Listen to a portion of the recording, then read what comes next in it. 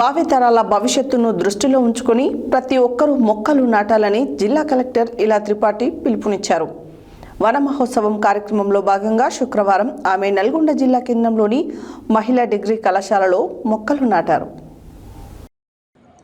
భావితరాల భవిష్యత్తును దృష్టిలో ఉంచుకొని ప్రతి ఒక్కరూ మొక్కలు నాటాలని జిల్లా కలెక్టర్ ఇలా త్రిపాఠి పిలుపునిచ్చారు. వన మహోత్సవం కార్యక్రమంలో భాగంగా శుక్రవారం ఆమె నల్గొండ జిల్లా కేంద్రంలోని మహిళా డిగ్రీ కళాశాలలో మొక్కలు నాటారు. విచక్షణ రహితంగా చెట్లను నరికివేయడం, అడవుల నిర్మూలన తదితర కారణాల వల్ల కాలుష్యం పెరిగిపోయి మానవ మనుగడకు ముప్పు ఏర్పడుతుందని, ఇది భావితరాలకు దుష్పరిణామాలనిస్తాయన్నారు. అందువల్ల భావి పౌరులైన విద్యార్థులు స్థలాలు ఉన్న ప్రతి చోట మొక్కలు నాటడమే కాకుండా వాటికి క్రమం తప్పకుండా నీళ్లు పోస్తూ కాపాడాలన్నారు.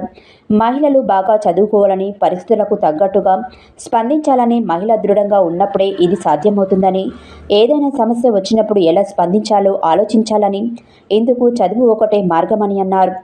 నల్గొండ మహిళా డిగ్రీ కళాశాలను అన్ని రకాలుగా అభివృద్ధి చేసేందుకు చర్యలు తీసుకుంటామని, గత మార్చిలో డిజిటల్ తరగతులను ప్రారంభించడం జరిగిందని, బయోటెక్నాలజీ వంటి కొత్త కోర్సులను ప్రవేశపెట్టడం జరుగుతుందని తెలిపారు. కన్గల్ తిప్పర్తిలలో జూనియర్ కళాశాలను ప్రారంభిస్తున్నట్లు తెలిపారు.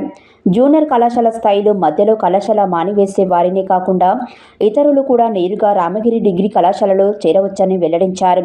కళాశాల principal Srinivasarao, municipal commissioner Syed Musab Ahmed తదితరులు ఈ కార్యక్రమంలో పాల్గొన్నారు.